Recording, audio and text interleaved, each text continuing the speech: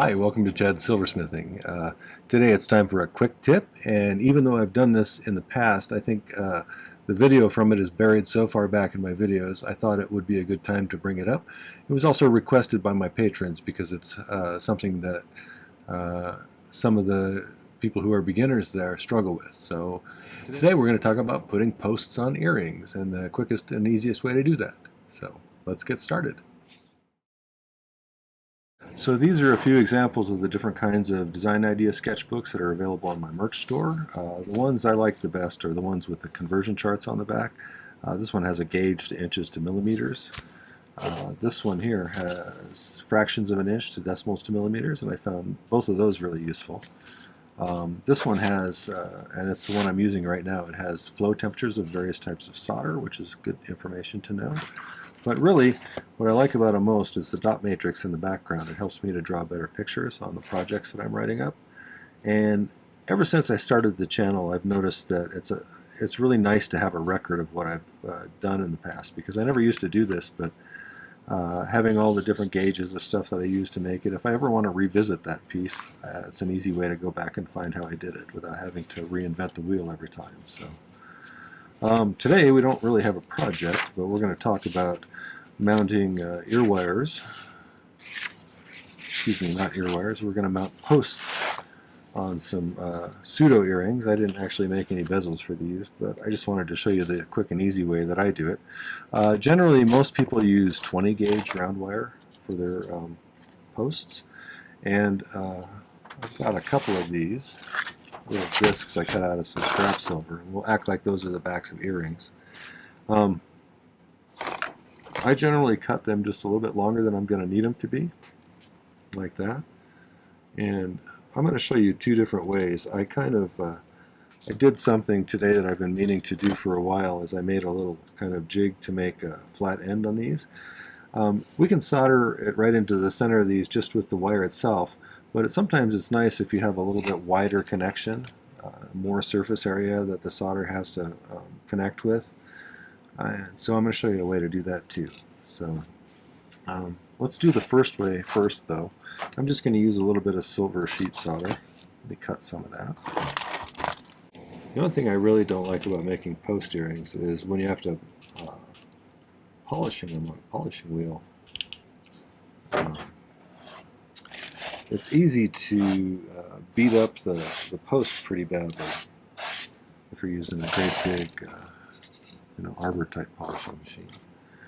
Alright, so let's do this. Oh, I need to file one of these ends flat. Let's file one of these ends flat.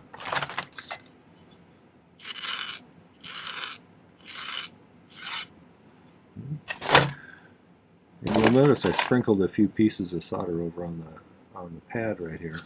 So what I'm going to do is I'm going to flux this. I'm going to pick up a piece of solder right on the wire here by just heating it up to the point where it flows onto the wire. And then I'll keep it ready while I'm heating this piece up here.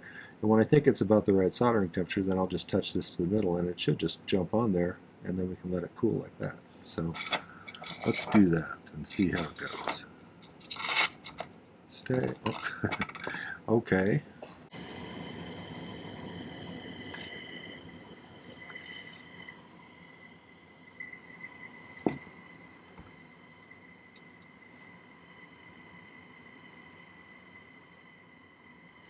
Okay, so I'm just going to set this wire on top of that piece of solder there. Just heat it till it balls up on the end. And then I'm going to heat this until I'm pretty sure it's close to that flow temperature. This is hard solder, so it's about 1450 degrees. And when it gets there, I can just let it flow onto there and let it go. The trick with these, a lot of people have been telling me they melt the wires when they're doing it. Don't even really heat the wire after you've got some solder attached to it, because really it's already attached to the wire. You just need to get the piece that you're going to attach it hot enough for it to cause the solder to flow and stick to it. So if you do that, you're less likely to melt that wire. So. Alright, and this is the other thing that I had been intending to do for some time. I wanted a piece of steel with a little tiny hole through it so that I could first of all ball up the end of a piece of 20 gauge wire like this, and then slide it in here and hammer the ball flat so we have more of a wide surface to attach. So let's see if we can do that. I'm going to file it a little bit here. But then let's ball it up with the torch. So we're just going to kind of heat it and then get the end hot. Got it balled up pretty quick there. I'm going to cool that off. I'm going to try and straighten the little ball so it's kind of straight up and down. I'm sure somebody makes a tool to do this, but I just found a little steel plate from that came off of something a long time ago. I don't know. You could probably use some galvanized steel if it's on the thickish side. And I just drilled a hole in the block and then screwed this to it after I drilled a little tiny hole just slightly bigger than 20 gauge. And so we'll just pop it down there. And let's set it on here so it doesn't make too much noise here. Let's just flatten that. And hopefully you can see it's like a little nail head now. So let's do the same thing we did before. I'm still going to pick up a little bit of solder like I did. This will give us a little bit nicer connection probably. And thanks to my patrons on the live stream we did yesterday, they suggested this for a good quick tip. And I think that's a good idea. This was one of the things I wasn't sure how to do at first either, so.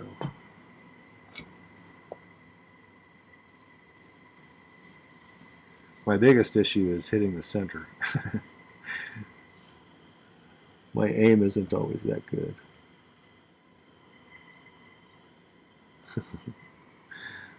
Okay, remember, I'm not going to stick it in there till I think that sheet's hot enough.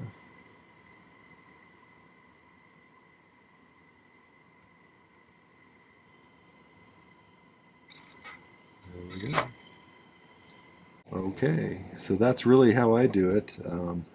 One thing to note is after you mount these, usually I do it after I've polished everything, but these have become annealed. They're pretty soft now compared to how they were. They were pretty springy, but now in order to rework harden them, if I bend this way and just twist the thing a few times, that stresses the metal along the entire length because you're asking the whole thing to twist. As long as you don't overdo it, that should pretty quickly work harden the piece.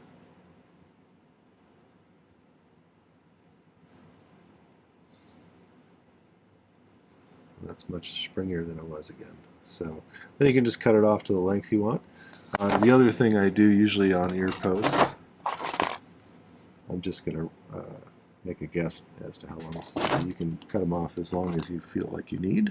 There's usually a little groove in earring posts, and that's designed to catch an ear nut so it hangs up before it falls off. And you can just gently, without pushing too hard, kind of cut a groove with your wire cutters like that, and then you'll have a little catch for your ear nut. So that's what I do.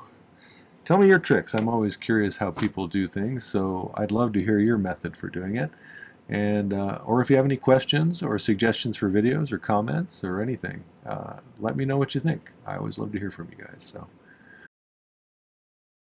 Alright, well that was a couple of tricks on making posts for earrings and attaching them. I hope you found that useful. If you did, I'd love it if you'd hit the like button before you go. That really helps to get my channel promoted. I would also really appreciate it if you take a moment and go back to my main channel page on YouTube here. I have well over 600 videos now, and I do 3 per week, one on Tuesday, one on Thursday, and one on Saturday. So I've noticed of late that YouTube is not promoting my videos as much, so anything you can do to help would be really appreciated. So if you want to share it with your friends, there's a new feature on YouTube called hyping videos, or pretty new anyway. If you can do that, that would help as well. So like and share if you would. I really appreciate that. And I'd also love it if you'd subscribe to my channel, because that really helps as well. So I'd like to thank some people. My patrons over on Patreon are my core group of supporters. I have a brand new one, Gene. Thanks for signing up. I really appreciate your support. I think you'll find that it's a great group of people over there who you can interact with and share ideas and resources and ask questions of. It's a nice place, and I want to thank all of my patrons for making it that way. Thank you so much. The other group are my YouTube subscribers. We just passed 27,400, I think, which is amazing. Thank you for that. I never believed in my wildest imaginings that I would have this many people watching my channel, but thank you for that. I do appreciate it. I really love the nice comments I get from people on my channel. You guys are full of great ideas. I love hearing your stories and the nice personal comments that you all leave, so thanks for that. Thank you also for the financial support, the Buy Me a Coffees, the Super Thanks, the merch purchases, buying my ebooks. All of that really helps to keep my channel sustainable, and I really couldn't do it without your help, so thank you for that. All right, don't forget to hit the video description down below. There's some important links there. Links to my merch store, my ebooks, Patreon, things like that. So check it out. Thanks for coming today. Take care. Happy silversmithing.